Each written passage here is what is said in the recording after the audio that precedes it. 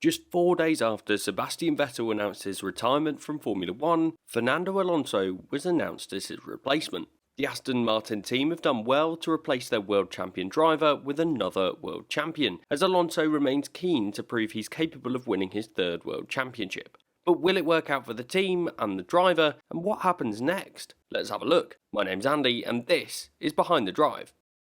Jumped or pushed? The huge question surrounding Alonso's move to Aston Martin is whether he jumped or was pushed. When the Spanish driver moved to Alpine for 2021, he was gambling on the chance that the team could progress up the order in the new regulations. From the Alpine team's side, they needed a driver to replace Daniel Ricciardo, all the while knowing that another Australian driver continued his progression towards Formula 1.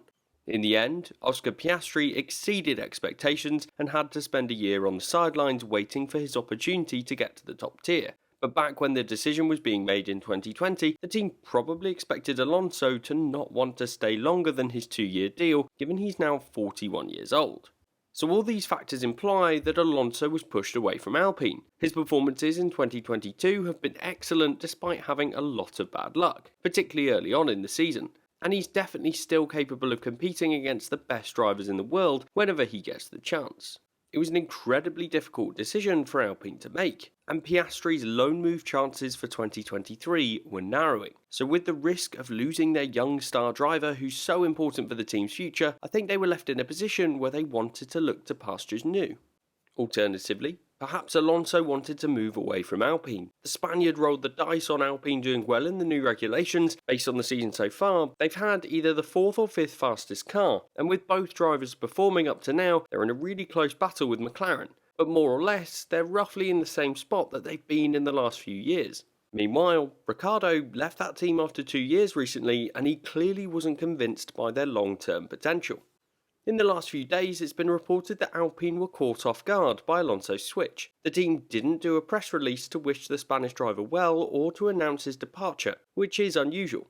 It suggests that maybe this was more of Alonso's decision to jump ship. And F1 journalist Adam Cooper has stated that Otmar Szafnauer, team principal at Alpine, believed Alonso was staying as of Sunday, which again means that surely Alonso has jumped.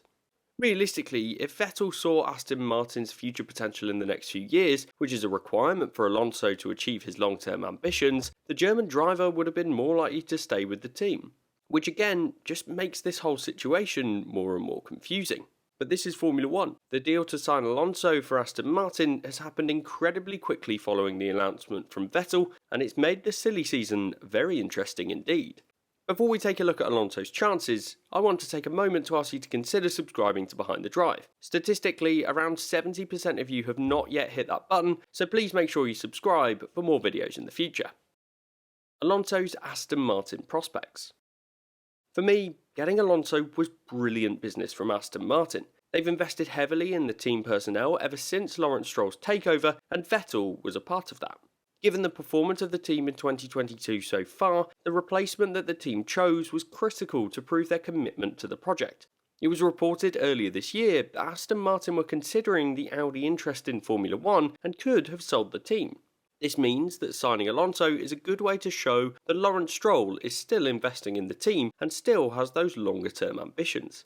Had they opted for a driver with less experience or one on loan from another team, then there would continue to be rumours and doubts over their long-term interests in the sport. There are some people that say that to have convinced Alonso to join Aston Martin, there must have been a good sales pitch, and they must be looking strong into the long run. This could be the case, and although it is a stretch to expect them to get back into the midfield and bridge the gap to the frontrunners, they are certainly investing a huge amount in their team personnel and in their facilities. One of Lawrence Stroll's goals in Formula 1 is to make his son a world champion. Lance Stroll has had so many good mentors through his career so far, including Felipe Massa, Sergio Perez, Sebastian Vettel, and he'll soon be partnering Fernando Alonso. This is excellent for the young driver to learn and develop. And yes, he's had a lot of time in the sport already, but even learning from these drivers' pre-race routines and even how they analyse the abundance of data these cars and teams gather will be beneficial. Lawrence Stroll is giving his son the best possible chance of becoming the best driver he can be. That way, if Aston Martin delivers a car that's capable of winning the championship, then Stroll will have a better chance at achieving it. That's not to say that he'll win, that depends on the situation, but he's being given the best possible mentors. As for Alonso, well, he clearly has a desire to stay in Formula 1. He wants that third world championship, and to be honest, as I've said before, the chances of Aston Martin moving forwards are probably just as unlikely as Alpine. So he's moving from one midfield team to another.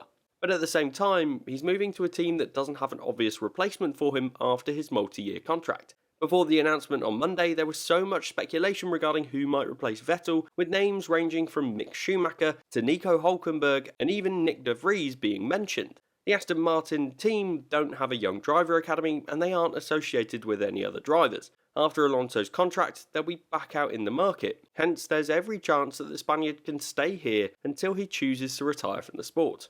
Historically, Alonso hasn't had the best luck with his career moves. At Ferrari, he came close to winning a championship despite never having the fastest car. His return to McLaren proved disappointing to say the least with their partnership with Honda, and then the return to the Enstone-based team proved disappointing as Alpine never hit the ground running in the new regulations as Alonso had hoped, as instead they continued to tread water in the midfield as they have done for years now. You could perhaps argue that Alonso has not done a good job of building a championship-winning team around him, and that is maybe a weakness. Rolling the dice and moving again means he's back at square one with a new team, and they don't exactly have the momentum or pedigree to create a championship-winning car. There's every chance that Aston Martin won't have a competitive car in the foreseeable future, and maybe that will leave Alonso in a similar position that left him frustrated in the McLaren between 2015 and 2018, where his best championship finish was 10th. Given Vettel sits 14th in the standings at the mid-season break, will Alonso not get frustrated again? Or perhaps his mentality has changed and any chance in Formula 1 is good enough. The knock-on effects of Alonso's move. In terms of the knock-on effect from this Alonso move, Oscar Piastri is now announced as the new driver for Alpine. He's a driver that was at risk of leaving the team given his contract was up at the end of 2022. But not everything is as simple as it seems. Piastri is not quoted in the statement from the team, which is unusual considering he's contracted to them. It adds weight to the fact that there's reportedly a legal struggle which includes McLaren, as there has reportedly been a loan contract in place for Piastri to race there next year instead. So it seems like this story isn't over yet, and lots more could change in the coming days, weeks, and months.